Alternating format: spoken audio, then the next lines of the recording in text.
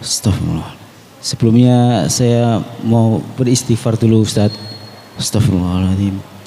Di sini gini Tad, kami sebagai umat Islam semuanya meyakini bahwasanya Rasulullah itu adalah uswatun hasanah. Beliau contoh terbaik bagi kita. Yang saya tanyakan Ustaz, di dalam hadis ini kan Rasulullah berkata, bersabda bahwasanya kalian yang mengatakan begini dan begitu, ketahuilah demi Allah, sungguh aku adalah orang yang paling takut kepada Allah dan paling bertakwa di antara kalian. Di dalam perkataan ini apakah ada sifat kibr di situ, Tat? Sifat apa? Kibr. Kibr pada? Maksudnya Rasulullah itu maksudnya ada sifat membanggakan diri gitu, Tat, maksud saya. Itu kan ada perkataannya itu kan aku, ya. Tat, ya, aku. Itu yang pertama. Terus yang kedua itu di sini kan Rasulullah menjelaskan bahwasanya beliau pernah bangun untuk sholat malam dan beliau juga pernah tidur. Yang saya tanyakan, apakah di dalam beliau dalam seumur hidup beliau itu apakah beliau pernah tidak mengerjakan sholat malam? Sehingga saya pernah mendengar atau mungkin membaca tadi ya, dia waktu itu tertidur tidak mengerjakan sholat malam terus diganti di siangnya. Apakah pernah beliau maksudnya tertidur, maksudnya dalam sholat malam tidak mengerjakan sholat malam? Jazakumullah. Assalamualaikum warahmatullahi wabarakatuh. Jadi Rasulullah katakan, inilah ahsyakum lillah wa atqakum lahu. Aku adalah orang yang paling takut di antara kalian kepada Allah dan orang yang paling bertakwa di antara kalian kepada Allah Subhanahu wa taala. Apakah ini bagian dari perkataan sombong, ya? Jadi Rasulullah SAW katakan demikian bukan karena sombong, ya, tapi beliau mengatakan seperti itu untuk menunjukkan kejelasan. Ketika dan itu dibutuhkan, ya, dalam suatu pokoknya standarnya seperti ini, ya. Karena seperti mungkin seorang pemimpin harus seperti itu. Ketika ngatur itu kalau dia membebaskan kepada semua anggotanya tanpa SOP, ya, standar operasional pelaksanaan sesuatu tugas, maka kacau, ya, maka akan rusak. Nah, makanya ketika beliau melihat para sahabat ini kok mulai ngada-ngada, mulai pengen, Rasulullah kan seperti itu karena beliau beralasan karena beliau ini sudah diampuni dosa-dosanya, kita kan belum, maka kita harus lebih lagi. Nah, ketika melihat ada tanda-tanda seperti itu, biar tidak melebar, ini butuh ketegasan, ya, standarnya itu saya seperti ini dan itu dibutuhkan, dan pemimpin harus tegas seperti itu. Ketika pemimpin hanya diem, ya, itu akan rusak kan seperti itu. Kenapa? Karena nggak ada aturan, nggak ada ketegasan.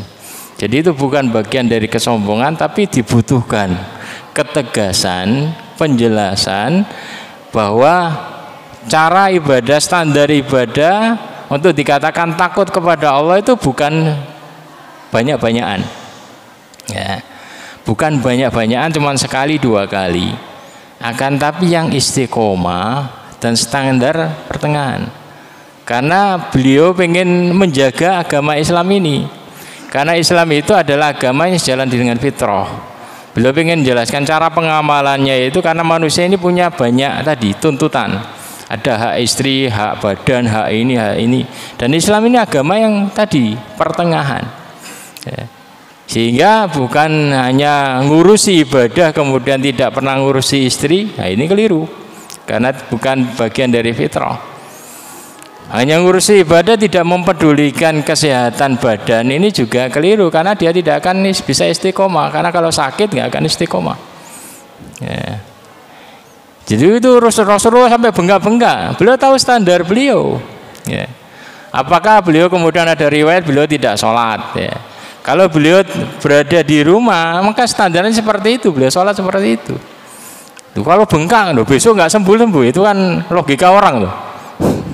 Seharusnya ada pertanyaan, kalau Rasulullah bengkak, hari ini bengkak berarti tiap hari kalau tiap malam sholat berarti kapan sembuhnya? Nah, itu kan hanya logika saja. Beliau bisa menikmati kondisi seperti itu, ya. Ya. Jadi beliau bisa menikmati ibadah cara seperti itu sampai bengkak, tapi itu bentuk syukur. ya, tentram. Kecuali ketika beliau sedang safar, bepergian, ya. Beliau tinggalkan sholat tadi, sholat rawatib, kecuali sholat ini sholat fajar, sunnah fajar, dan juga sholat witir beliau tetap mengerjakan. Ya. Ketika artinya beliau contohkan seperti itu agar tadi enak kita sebagai umatnya. Kalau itu yang sunnah itu jadi paten terus, namanya kan sunnah kadang ini, tapi bagi Rasulullah itu sebagai sebuah kewajiban beliau mengerjakan sholat malam itu. Karena beliau menganggap ini sebagai sumber kemuliaan. Kalau umatnya ini adalah standarnya masih sunnah, boleh ngerjakan. Boleh. Artinya kita tahu, ya, ketika kita sedang safar atau sedang apa gitu sibuk, kita tinggalkan nggak ada masalah. Ya, makanya sebagian sahabat kan tadi ada yang nggak sholat apa ba'diyah di masjid atau Abu Bakar dan yang lainnya kadang seperti itu sunnah. Artinya kalau orang kafir itu ngelihat orang Islam kalau standarnya seperti itu kan enak. Oh, ada yang wajib, yang harus dikerjakan. Ada yang sunnah diusahakan dikerjakan, kadang-kadang ditinggalkan nggak ada masalah. Kan enak. Ya. Jadi ibadah Rasulullah seperti itu enak. Ya. Itu belum mencontohkan kepada kita yang praktis. Cuman terkadang Rasulullah SAW mengisi perjalanannya itu dengan sholat terus. Ya. Perjalanan berapa jam itu naik onta, naik kuda itu beliau sambil sholat. Ya. Jadi kita terkadang bacanya tidak jangkep, bacanya hadis Rasulullah meninggalkan sholat rawatib ketika safar, meninggalkan sholat sunnah. Ya. Sehingga kita nggak pernah ngerjakan itu waktu safar ya mengistirahatkan diri dari ibadah dan gitu. Tapi dalam hadis yang lain Rasulullah SAW ketika safar itu, ketika mau ini beliau ngisi waktunya dengan sholat. Jadi perjalanan ke sana ya sambil sholat. Ya, jadi diperbolehkan sholat sunnah sambil duduk sesuai dengan arah kendaraan itu nggak ada masalah. Nah, itu yang kita tidak baca. Kita bacanya adalah karena kita ini adalah sukanya yang leha-leha ya. Rasulullah meninggalkan sholat sunnah ketika safar, udah kita nggak akan sholat ini. Jadi kita baca itu yang jangkep kadang begini, sehingga dalam kondisi longgar kita isi dengan ibadah. Kondisi penuh tadi ya kita ada kelonggaran dalam Islam, ada rukhsah.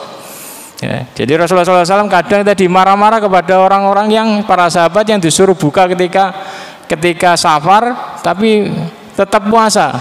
Beliau katakan ulaikal usaw, nggak taat perintah ini. Laisa minal bir asyam bis safar. Bukan sebuah kebaikan puasa ketika safar. Tapi beliau juga ngerjakan puasa ketika safar kadang. Artinya sesuai dengan kondisi kita. Kalau itu yang kita jadikan patokan kan enak. Ibadah dengan tentram. Ya. Jadi perlulah di sini perlu kita banyak mengkaji hadis-hadis Nabi SAW sehingga kita tahu berbagai macam kondisi di dalam tadi ibadah itu macam bisa kondisi kita begini kita terapkan ibadah seperti ini, kondisi kita seperti ini kita terapkan sehingga kita bisa nikmati ibadah kita. Karena kalau kita bisa nikmati ibadah maka kita bisa continue istiqomah di dalam beribadah, itu yang penting ya.